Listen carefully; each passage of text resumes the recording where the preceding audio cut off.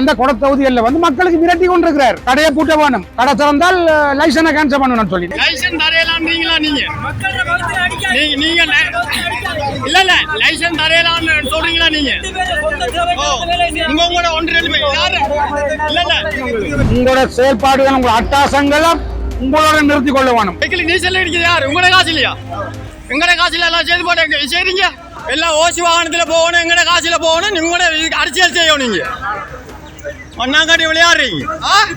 சுமந்திரன் உண்ட அரசியல் இருப்ப தக்க வைக்கிறதுக்கு வருங்காலத்துல வடமாகாணத்துல நீ முதலமைச்சராகலாம், அதுக்கான நாடி பிடிச்சு பாக்குறதுக்கான செயற்பாடு இங்கே செய்ய முடியாது. சாணக்கியன், நான் திரும்ப திரும்ப சொல்றேன் சரியா, சாணக்கியன் உங்களோட இந்த விளையாட்டுகளை தில்லுமுள்ளு விளையாட்டுகளை நிறுத்த வேணும். இந்த சுமந்திரனோட ஒத்து ஊதிக்கொண்டு இந்த செயல்பாட்டில் கலந்த வேணும் தயவு செய்து.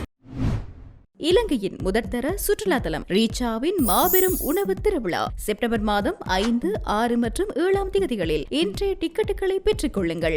சுமந்திரனுடைய கடைப்பு ஹர்த்தால் என்ற ஒரு அனாமதேய செயற்பாடு இன்றைக்கு வடகிழக்கு மாகாணங்களில் வந்து இயல்பாக அன்றாட மக்கள் இயல்பான வாழ்க்கைக்கு திரும்பி கொண்டிருக்கிறாங்க, போய் கொண்டிருக்கிறாங்க. கடையில் திறக்கப்பட்டிருக்கு, வேலை வாய்ப்புகள் நடந்து கொண்டிருக்கு. அதே நேரத்தில் மட்டக்களப்பு மாவட்டத்தில் கணிசமான பகுதிகள் கடை திறந்து மக்கள் இயல்பான வாழ்க்கை நடந்து கொண்டிருக்கிற நேரம் மட்டக்களப்பு நகர்ல எனக்கு 2-3 தொலைபேசி அழைப்பு வந்தது. மட்டக்களப்பு மாநகர சபை முதல்வர் சிவம் பாக்கியநாதன் தங்களை வற்புறுத்துறாரு கடையை போட்டு சொல்லி, இல்லாட்டி லைசன்ஸை கேன்சல் பண்ணுவேன்னு சொல்லி.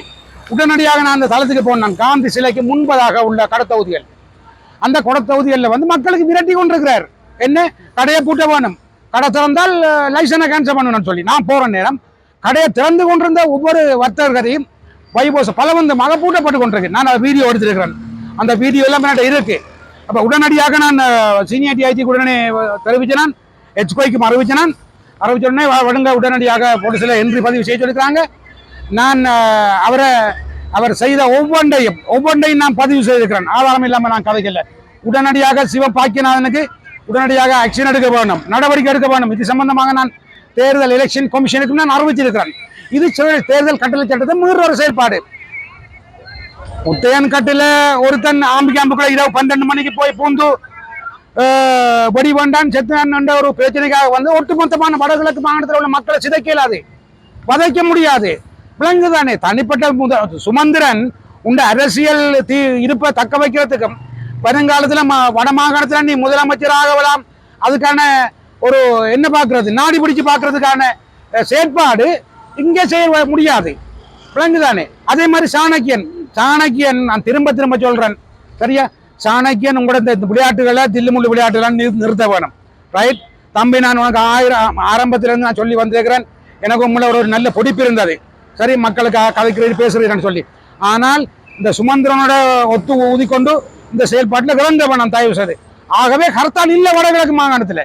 இன்னைக்கு மட்டக்களப்பு நகரம் எல்லாம் திறக்கப்பட்டு கொண்டிருக்கு, மக்கள் அன்றாடம் இயல்பு வாழ்க்கையை வந்து கொண்டிருக்கிறாங்க. அதே நேரத்தில் என்ட்ரி பதிவு செய்திருக்கிறேன். நான் உடனடியாக இதுக்கு நடவடிக்கை எடுப்பேன், நீதிமன்றத்தில் ஏற்றுவன். மாநகர சபை முதல்வர் அந்த பதவியை நான் கெதியா தூக்கி வணங்குறது. விளங்குதானே? உங்களோட செயல்பாடுகள் உங்களோட அட்டாசங்களும் உங்களோட நிறுத்திக் கொள்ள வேணும் சரியா. இது உங்களை நான் கடைசி எச்சரிக்கை கொண்டிருக்கிறேன். இனிமேல் பார்த்து கொண்டிருக்க முடியாது. இப்ப நான் சொன்ன 8,000 மக்களும் ரோட்ல இறங்குறதுக்கு அடியா தான் இருக்கிறான். ஆனா நான் மக்களை ரோட்டுக்கு இறக்கி பிழைப்புவாத அரசியல் நடத்துறதுக்கு நான் தயார் இல்லை. ஈரோடு தலைவர் ராஜநாதன் பிரபாகரன் எப்பவும் நேரடியாக தளத்தில் இறங்கித்தான் அவனுக்கு பழக்கம். விளங்குதானே? இது கடைசி எச்சரிக்கை உங்களை தமிழ் தேசிய கூட்டமைப்புக்கும். வடகிழக்கு மாகாணத்தில் உள்ள தமிழ் மக்களை ஈரோசாலை இனி பார்க்க முடியும், ஈரோசினி மக்களை பாரம் எடுக்கும், அதுக்கான தீர்வு கட்டுறதுக்கு எங்களால் முடியும்.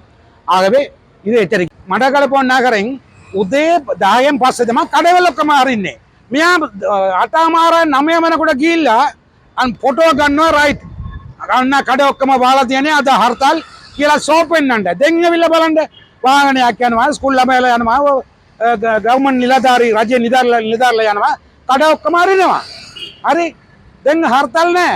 එහෙම නිකන් ෂෝප් වෙන්නන්න එපා. නගරාධිපති හරි සාණක්‍යයන් හරි සුමන්ද්‍රන් හරි ඕගොල්ලෝගේ ෂෝව නවත්තන්න කරුණාකර. මඩකලපුව නගරෙන් උදේ 10න් පස්සේ තමයි කඩවල ඔක්කොම අරින්නේ.